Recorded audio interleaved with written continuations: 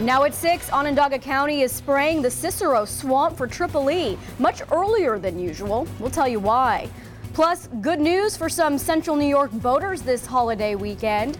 And a look at how Central New Yorkers are celebrating their independence on this 4th of July. The CNY Central Weekend News at 6 starts right now.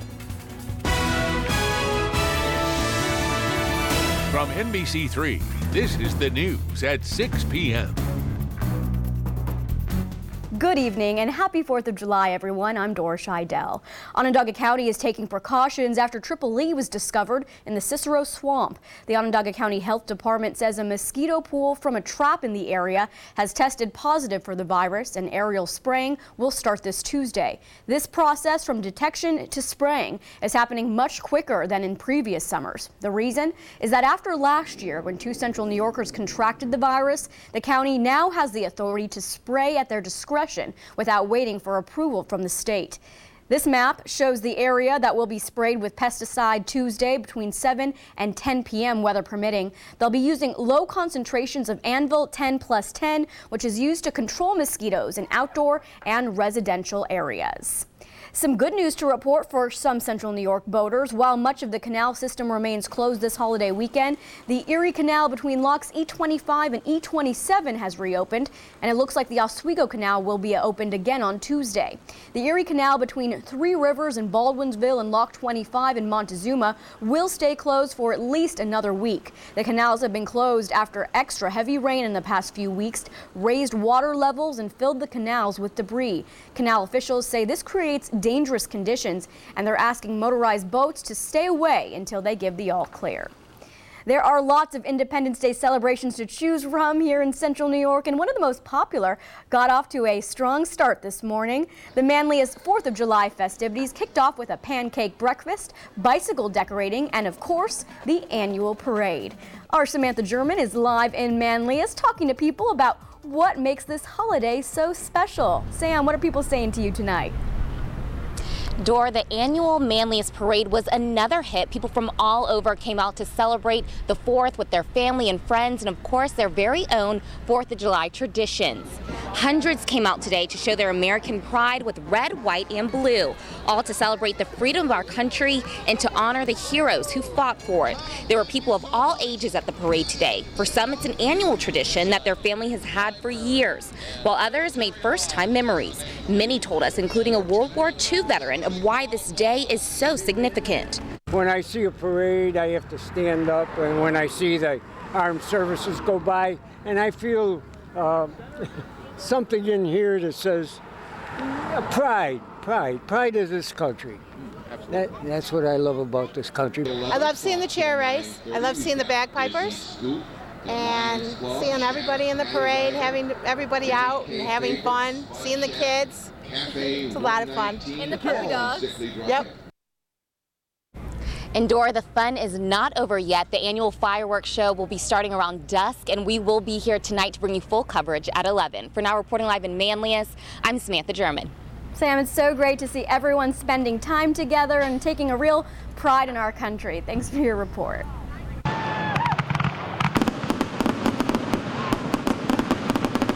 This is a look at the fireworks show last night in Brewerton. If you missed it, though, don't worry. There are lots more displays tonight, including Syracuse's show at NBT Bank Stadium, also displays in communities like Cazenovia and Manlius. Visit CNYCentral.com for a full list of the shows this weekend. Well, here's meteorologist Mike Brookins with a look at your forecast, and I think a lot of people want to know if they can go out and see those fireworks tonight and not get rained on, Mike. Yeah, Dora, we would like to provide that, and I think for most we will. As we look at the live view over Syracuse, of course, the sun's still up right now, so we're still several hours away. Some hazy sunshine. This Stanley Law Skywatch brought to us by Adirondack Furniture. By the way, the sun sets a little after 8:40. Fireworks don't get going until 9 o'clock at the earliest, as it stays fairly twilight, or dusk, I should say, until about 9:20. And most of them get going at 9:30, 10 o'clock in the evening. And those hours, we should be dry. But between now and then, there are some isolated showers and storms showing up on Cayuga Community College, live triple Doppler radar. You can see this line going from the Adirondacks into the Finger Lakes. If we go a little closer to the Finger Lakes, heavy rain, a little downpour there near Penn Yan. That was stronger the last 5 minutes ago, not severe. Also north of Old Forge, you can see some of the lightning with that. Syracuse, we've got about another 1 to 2 hours. By 8 o'clock, we will be dry in Onondaga County. In Otsego County, it could be closer to 9 or 10 o'clock. So showers possible, very isolated well southeast, otherwise variably cloudy for the fireworks, 71 to 66. Nice and comfortable. The weather gets even nicer for Sunday. We'll show you that in the 7-day. Thank you, Mike. Happening now across New York State, former New York Governor George Pataki has launched an online petition urging Americans to stand up to Trump after calling on his GOP rivals to denounce the former reality TV star. This comes the same week that several businesses are pulling their support. Macy's saying they'll no longer sell Trump clothing, while NBC Universal and Univision back out of carrying the Miss USA and Miss Universe pageants.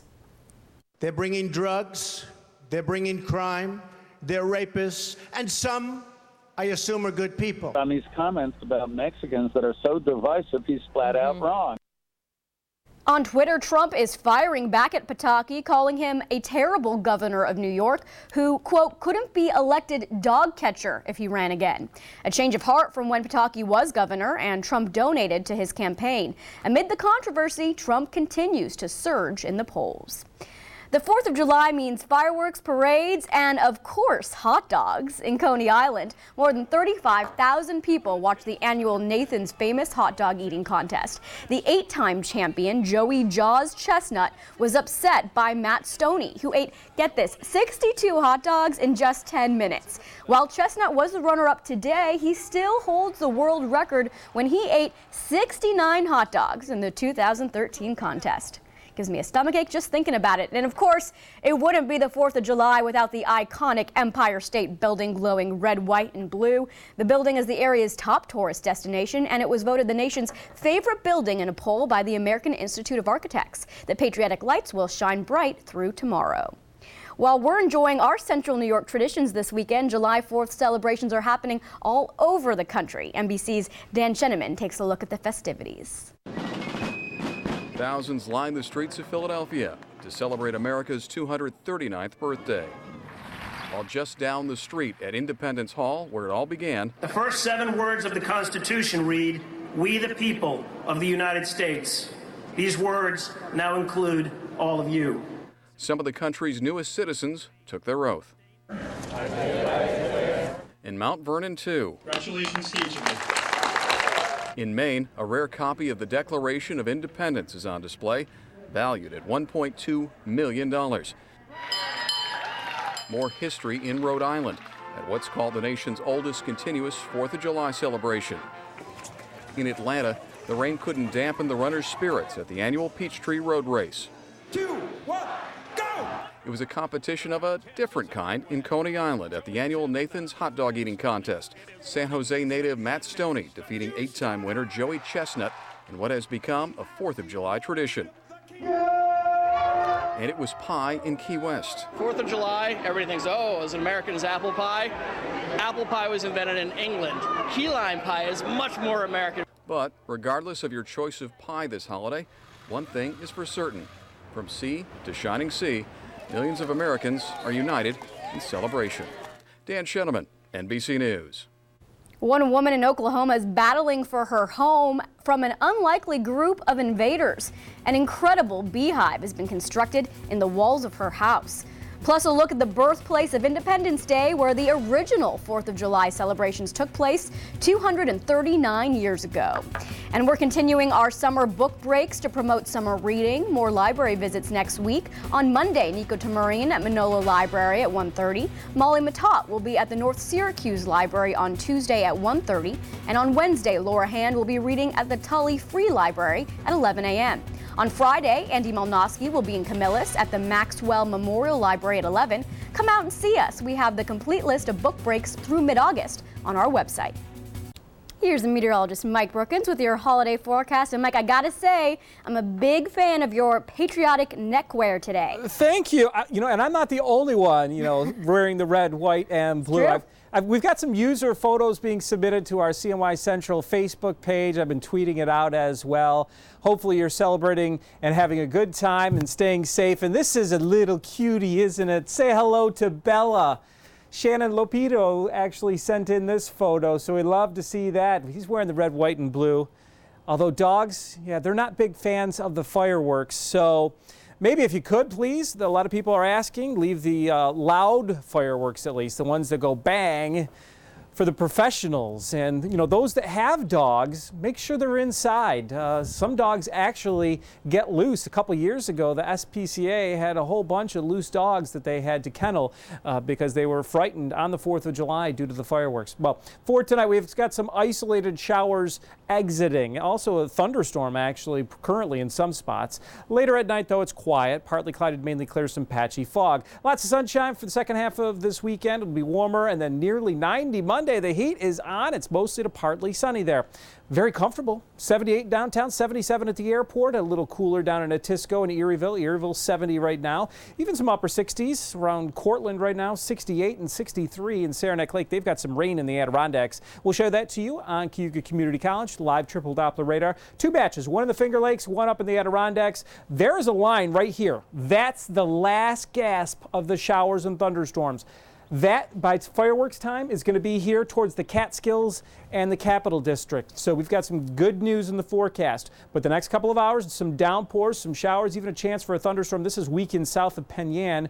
Also near Seneca Falls, a lighter rain shower. And a thundercell right here, northeastern and eastern sections of Lewis County. There's Old Forge. North of there, Lowville, well to the east of them, moving off to the east-southeast. And here comes the clearing sky. Many communities will be mainly clear when the fireworks go off. These clouds, as I said, southeast of us. And at 10 o'clock, you can see on the Futurecast, Shenango, Southern Herkimer, Otsego County, still isolated showers, no longer any thunderstorms, nothing severe expected, by the way, this evening. We're on the back edge of those patchy clouds, skies clearing out, and we'll find some patchy fog, especially where the showers fell during the late afternoon and evening. Tomorrow, sun and a few clouds. Temperatures are going to be warming up into the 80s. Nice low humidity, gorgeous end of the day, mainly clear tomorrow night. And here comes that hot day, starting off with sunshine. Some clouds will come in from a system that affects us on Tuesday, but I think we do stay dry on Monday, so a great pool day, actually a couple of them ahead. Tonight's temperatures cooling down, getting comfortable, 60 degrees. That's exactly where we should be.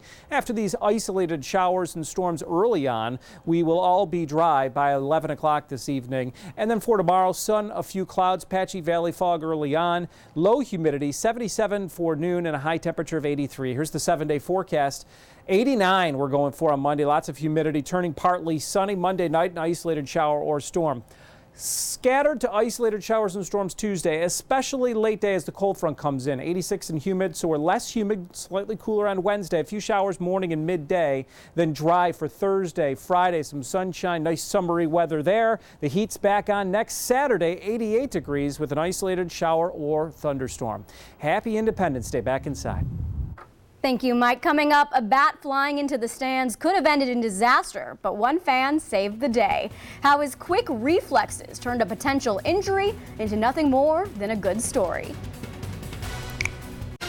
Taking a look at stories making headlines across America, a woman in Oklahoma is close to being driven from her home by a swarm of bees. A beekeeper removed more than 30 pounds of honey from the hive found built in the walls of her house, and she says they've only hit the tip of the iceberg. While the bees are close to completely taking over the house, the homeowner says she still plans to use beekeepers to remove the insects humanely. Quick thinking by this fan kept the woman next to him injury-free and gave him a great story. It was at the Nationals-Giants game Friday night. Jack Peavy was at bat, and because of the rainy conditions, the bat slipped out of his hands. One spectator made a daring catch, earning him a kiss on the cheek from the woman next to him and a larger-than-average souvenir to take home.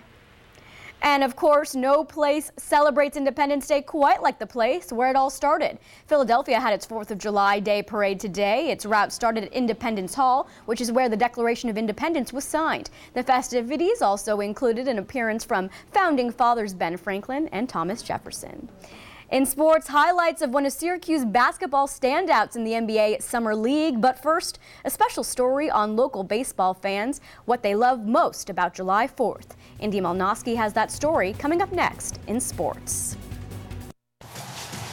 And And now, NBC3 Sports, awarded Best Sportscast by the New York State Broadcasters Association. Hey there, Central New York, and happy 4th of July. While we're on that topic, one thing that goes with the holiday is baseball. In Auburn, we caught up with fans and pretty much everyone else we could find to talk about their favorite parts of the holiday. And some answers just plain perfect. Check it out. July 4th, we're asking everybody here tonight that we see, what's the favorite part about Independence Day? And we're talking about the 4th of July, July 4th. What's your favorite part about the 4th? Well, I would say getting together with family and having some good food. Baseball, beer, women. Anything else that you love particularly about July 4th? Sloppy Joe's. Sloppy Joe's, perfect. About Independence Day. Remember that movie too, Will Smith back then? Yeah. But it was a good movie, but that can't be your favorite part. No, I think it's just getting together with family and celebrating our country. Yes, absolutely, and celebrate the double days too. Definitely. Look at that, we're switching. We got a hat switch right now. Double days. Is it fireworks? Is it something like that? Fireworks. Oh, we love those fireworks. They are big time. Let's go with a win for the double days. Yes. Win it out, Auburn, win it out. For me, a little kid growing up, I've always looked forward for the fireworks. That's my favorite part, especially after a baseball game, great fireworks. You can't beat it. My girlfriend's coming out this weekend, so I'll be up with her, and I'll be watching fireworks at her side, and can't ask for anything better. Number one, gotta be fireworks, right? Big time. All right, how about barbecue? Big time again. Well, last thing is this: double days above all else, right? Oh, yeah, awesome stuff right there. The double days in action tonight versus State College at home for the first of a 3-game home series. Auburn 6-8 overall, and oh yeah, fireworks to follow that game as well. And the Syracuse Chiefs also home tonight for some July 4th baseball. Pawtucket comes to town with a 7:05 start time, and yes, as we mentioned earlier in the broadcast, fireworks there as well at MBT Bank Stadium. The Chiefs were just swept by the Buffalo Bisons last night, hoping to get back in the win column tonight. Hey, MLB, Giants at Nationals in Washington, D.C. First inning, former Syracuse Chief Michael Taylor. First pitch he sees, fireworks. A solo shot makes it 1-0 Nats. His 6th home run on the year for Taylor. Then one out for Bryce Harper. The man just keeps on hitting. A 2-run jack, his 25th of the season. All Nats. And Steven Strasburg pitched great today. Struck out 3, giving up 1 hit, but left the game due to soreness in his left side in the 4th. More on that as it develops, but Nats rule 9-3. Hey, Tampa Bay at the Yankees. This one deadlocked at 2 in the 9th. That's until Mark Teixeira comes up big again. A double down the right field line with the shift on. Still gets it done. Jose Pirela coming in as a pinch runner for Teixeira. Then it's Ramon Flores just called up from AAA. It's sacrifice time. Doesn't get it there, but this time he bunts, and Boxberger off the mound. The toss to first is off. Pirela comes all the way home to score, and that's it. Yankees win at 3-2. They're in first place by a game and a half over Baltimore. And some NBA Summer League basketball today. Syracuse basketball alum Arinze Onuaku on the Pacers' first game of the summer. He played tough today. Goes up for a big block right there, but a fouled call. Then Onuaku slams home a big dunk in the 3rd quarter.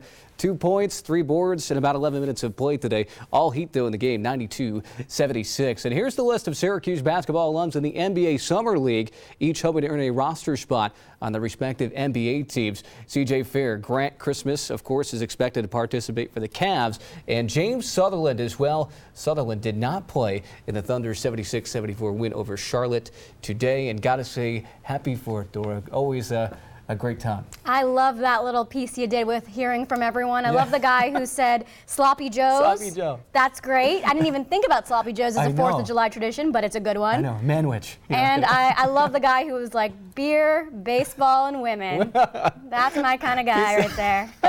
Me too. All right, let's get a check on the weather meteorologist Mike Brookins. Mike, it's been a pretty beautiful 4th of July so far, knock on wood. It has. This is a great holiday. You know, everyone in this country celebrating what we all have in common, this great USA. And it looks like the weather will be great for fireworks time. Nice and comfortable. We're not going to see high heat. It should be dry. Now, the only exception could be down towards Otsego County, maybe an isolated shower. Tomorrow, the next couple of days, a lot of heat, a lot of dry weather. So all those that didn't like the weather in June, you're going to love this forecast. Back inside. Dora?